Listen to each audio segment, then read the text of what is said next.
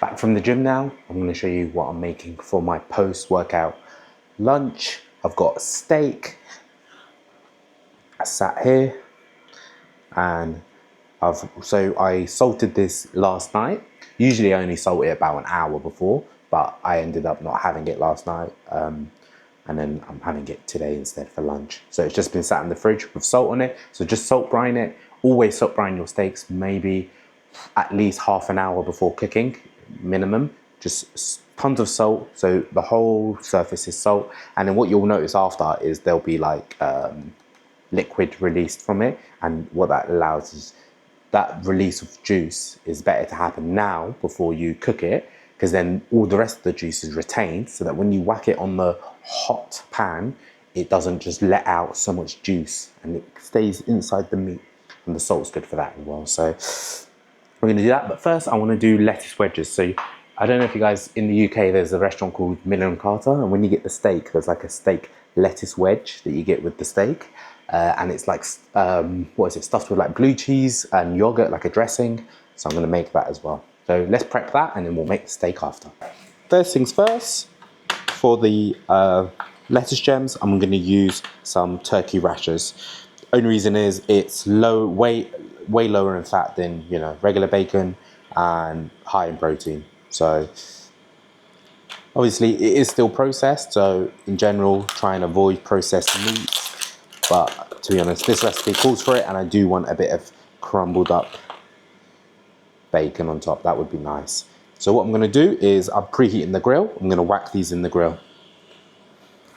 As I have those in the grill, getting all crispy for us to crumble up later and put on top of the lettuce wedge, I also want to grill the lettuce wedge. So I don't think they do this usually in most recipes, but I just want to do it to add a bit of smokiness to it. I think it'll be nice.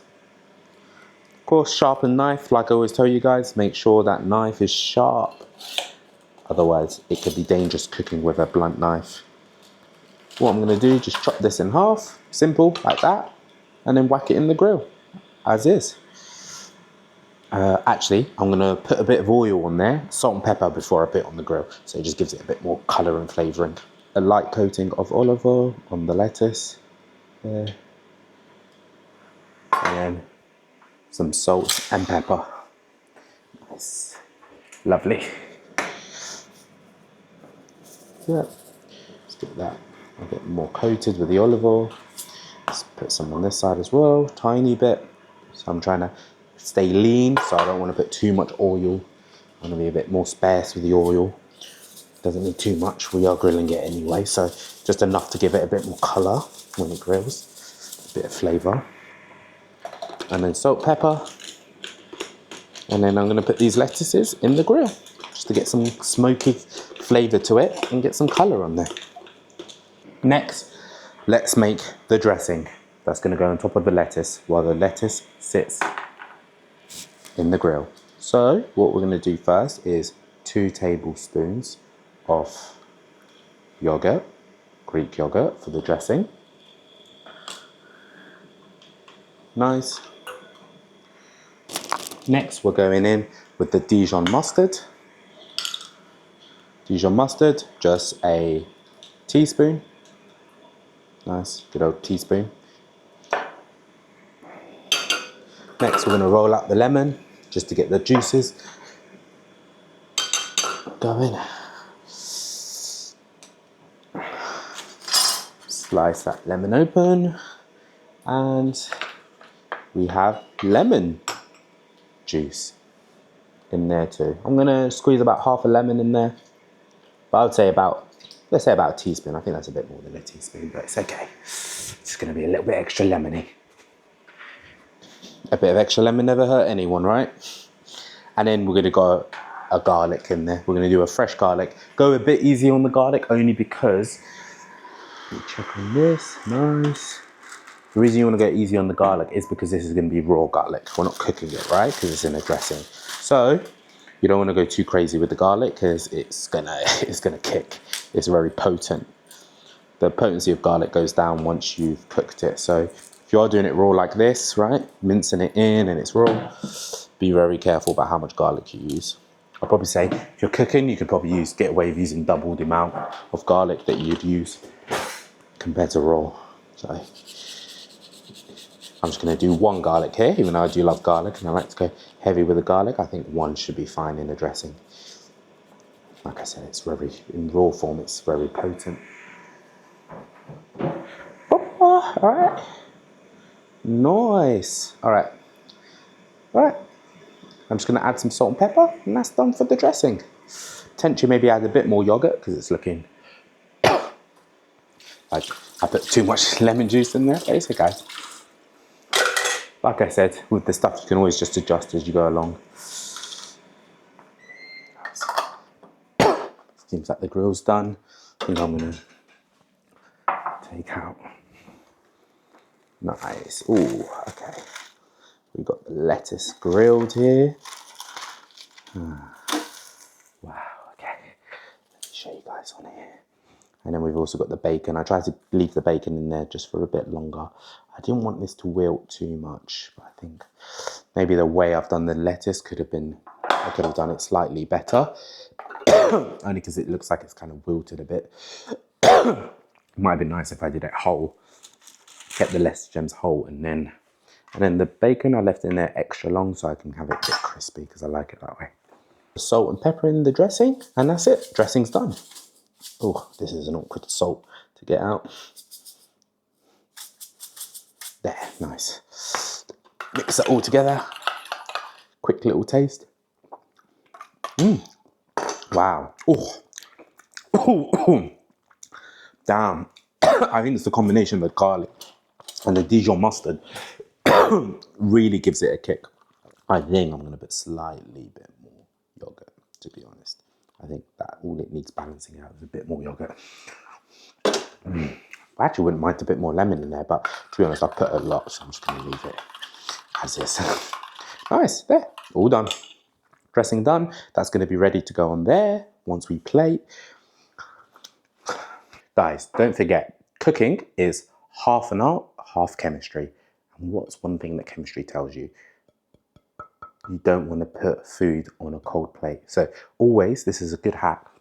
Just before you start cooking the steak, put it in the microwave. This microwave has a plate warming setting, so it lets you warm it at a very low degree. So this is 60 degrees. If you don't have this in your microwave, instead just put the thing in there for like a minute in the microwave, your plate, just as is.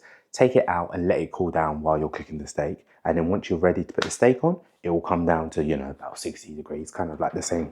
But with this one, you just put it in there for like 5, 6, 7 minutes and it gets it up to, why is it beeping so much? Annoying.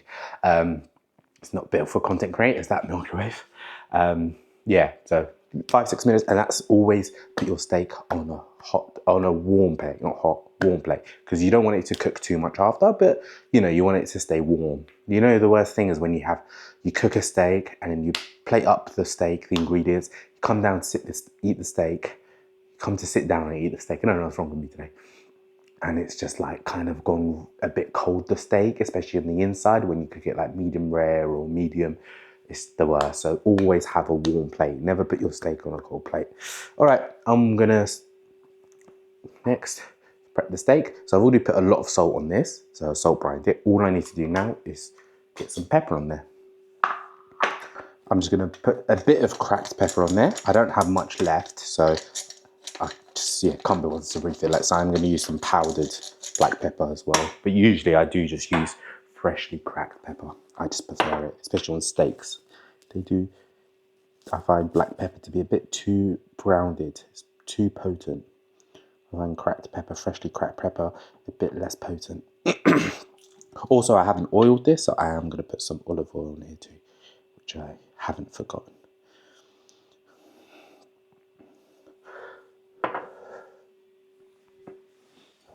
Nice, just tiny bit on each side. Rub it in, let the oil get to know the meat. Same on the other side. I'm cooking a rump steak, so you're going to notice it does look a bit disjointed as a steak. So the key to cooking a steak is, if you want that nice medium rare medium in the middle and for it to not cook through to well done, is get the pan proper hot. When you get the pan proper hot, all it does is cook the outer area, so it gives you a nice crust on the outside and still keeps the inside not overcooked, because it's going to take a little bit longer for it to penetrate on high heat. If you put it on low heat, it's going to take first it's going to take longer to cook. Secondly, it's going to end up overcooking the middle and you're not going to get that nice medium rare. So what I do is heat up the pan on the highest level. So right now it's on a 9. I probably will bring that down to an 8 once I've thrown the steak in there.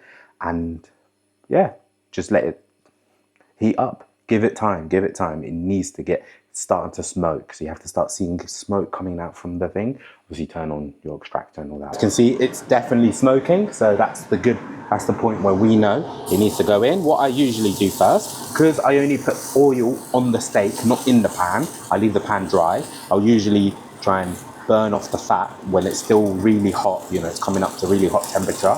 And also it lets it get a bit slightly hotter before then I get that crust. I flip it over and start getting that crust on each side. Guys, I'm a very hands-on cooker, so you will notice me using my hands a lot and it might give you anxiety, but I am a trained professional. I'm not, but I've done this enough times that I have to be careful. But I would recommend using tongs, guys. Okay. Make sure you have good ventilation, because cooking steaks at home, you do need to get up to a really high temperature. And so you need good ventilation. What I usually do now is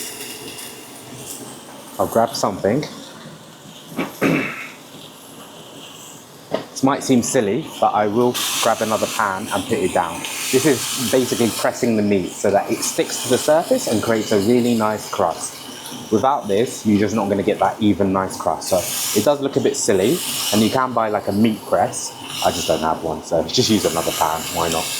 And look, really gets that crust going underneath. And that's what it's all about. Once you've got the pan hot, you want to take advantage of that heat and just build a nice crust on the steak. Favorite part, it's time to fillet. Let's grab some tongs for this. Make it look a bit more professional, guys, instead of using my hands. Nice, lovely, look at that. Look at that crust that you're getting there. That's all flavor still developing. Once I've flipped it over, now I'm looking at putting the heat down slightly, because the pan is still going to be very hot for the next minute or two. And so you're still going to get that nice crust on the other side.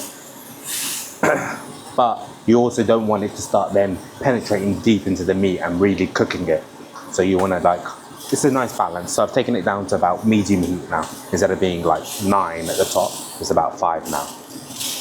And then same thing, I'm going to reapply the meat press, as you want to call it. And that just makes sure it makes full contact to the pan underneath and gives you all round nice crust. Because if you don't do this, it will end up being crust in some parts of the steak, and then other parts it won't be as much because it doesn't make full contact with the pan.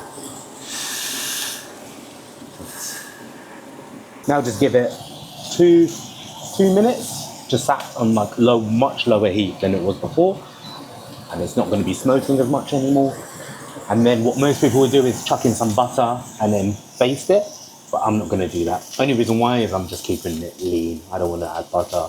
I'm on the lean right now. I want to reduce the amount of fat, and we got a bit of fat in the lettuce, and yeah, there's no need. I'm just going to keep it non-buttered this time, sadly. I know it's beautiful for a butter basting, but sad. But I'm leaning, so it's okay.